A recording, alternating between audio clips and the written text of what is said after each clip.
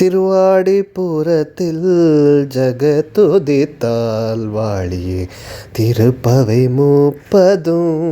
செப்பினால் வாழியே பெரியாழ்வார் பெற்றெடுத்த பெண் பிள்ளை வாழியே பெரும்புதூர் மாமுனிக்கு பின்னனால் வாழியே திருவாடிப்புறத்தில் ஜகத்துதித்தால் வாழியே திருப்பவை முப்பதும் செப்பினால் வாழியே 143 உரைத்தால் வாழியே உயிரரங்கேர் கண்ணி உகந்தளித்தால் வாழியே மறுவாரும் திருவல்லி வளநாடு வாழியே வெண்புதுவை நகர்கோதை மலர்பதங்கள் வாழியே